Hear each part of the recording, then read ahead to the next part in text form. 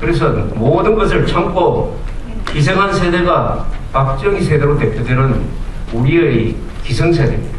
근데 이 기성세대가 하나 큰 잘못을 했어요. 무슨 잘못을 했느냐?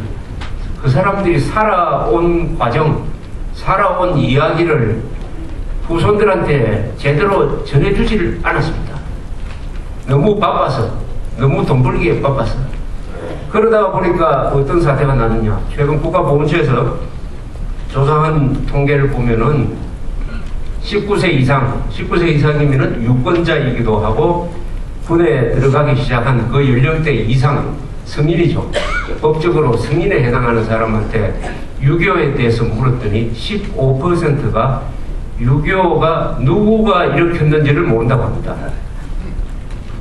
여러분 15% 숫자로 말하면 500만 명입니다. 500만 명이 어른입니다. 이 사람들이 투표권이 있습니다. 군대에 갑니다. 그리고 회사에 들어옵니다.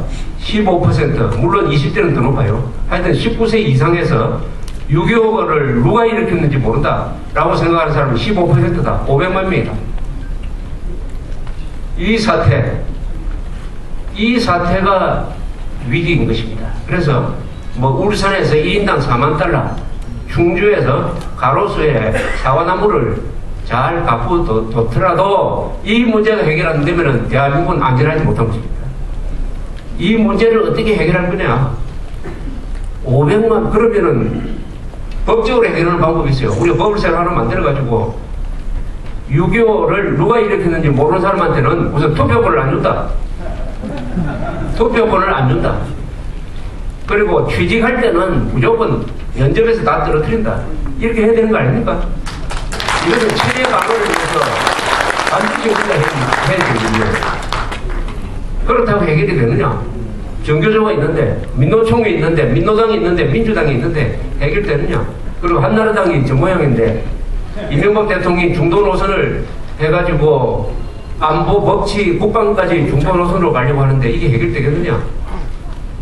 거기에 맡겨가지고는 해결이 안 되니까 여기 계신 분들이 직접 해결해 되겠다는 마음으로 이런 데 나오신 거 아니겠습니까?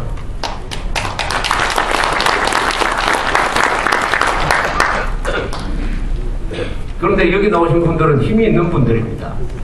이미 역사적인 업적을 남겼어요.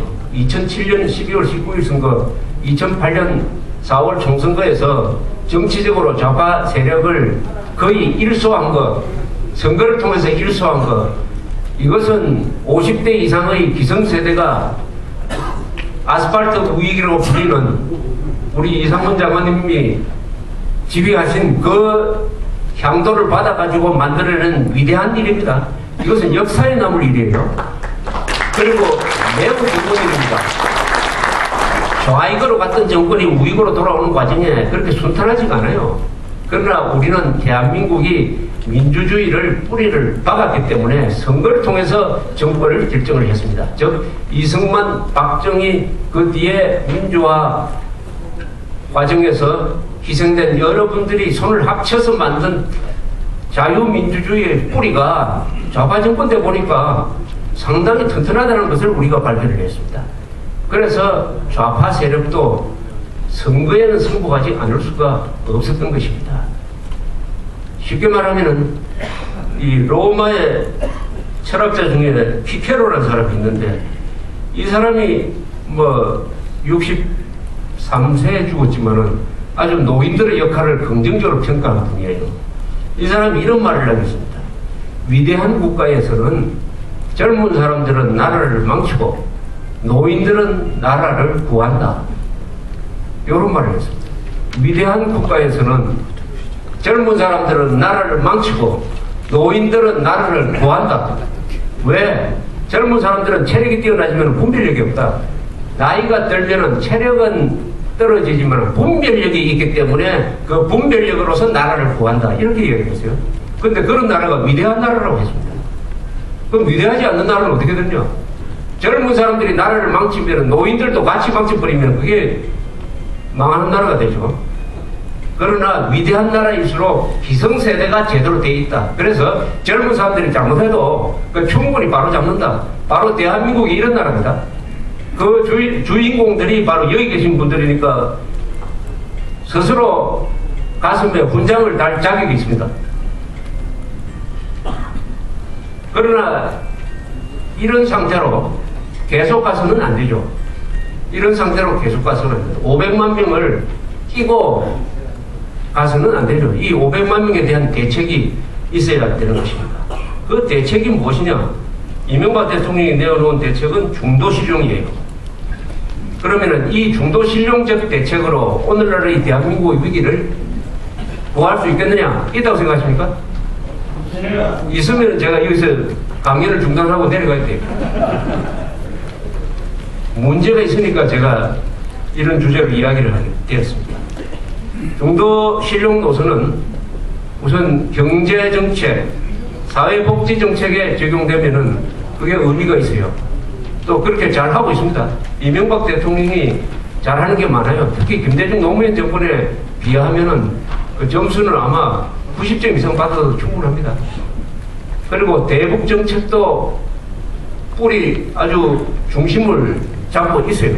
우리가 많이 걱정했던 현정은이라는 여자가 김정일 만나고 와서 당장 금강산 관광이 재개될 줄 알았더니 그래도 우리 정부에서 중심을 잡으면서 아직도 재개를 하지 않고 북한에 식량 원조를 하더라도 옥수수를 보내줘야 된다. 그리고 현금 지원은 안 하겠다. 김정일하고 만나더라도 평양에서 안 만나고 서울에서 만나든지 뭐 판문점에서 만나든지 이렇게 하겠다는 그런 방침이 보도되는 걸로 봐가지고 호락호락 김정일의 장난에 이번에는 잘 넘어가지 않을 것이다 하는 기대가 가능하게 되었습니다. 그 점만큼은 우리가 이명박 대통령을 격려하고 그쪽 방향으로 계속 가도록 해야 된다. 이런 것을 전제로 하고 제가 과연 중도 노선이 법치, 안보, 국방에 적용될 수 있느냐, 없다면 무슨 방법이 있느냐에 대해서 말씀을 드리려고 합니다.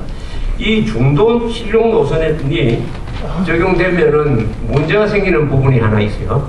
국가 정통성과 정체성에 관련된 부분에 과연 중도가 성립이 되느냐는 것입니다. 정통성과 정체성, 최근에 있었던 몇 가지 사건을 이야기를 드리면은 월남에 방문을 했습니다. 월남 방문을 했어요. 월남 방문하기 전에 월남 정부에서 우리 정부에 대해서 가당찮은 요구를 했습니다. 말하자면은 그 참전용사들한테 국가 보상을 해주는데 세계 평화를 지켜낸 월남 전쟁에 참전한 이런 문구가 있는데 그 문구를 빼달라고 했다고 해요. 아니 남의 나라 법안에 토를 달아가지고 그거 바꿔달라고 하는 이런 나라 봤습니까? 북한도 그렇게는 안 해요. 그러면 우리가 월남 정부에 대해서 당신들 훈장 줄 때 주월 한국군에 대해서 이겼다고 해가지고 훈장 주면 안 돼 라고 내정 간섭할 수 있습니까? 근데 놀랍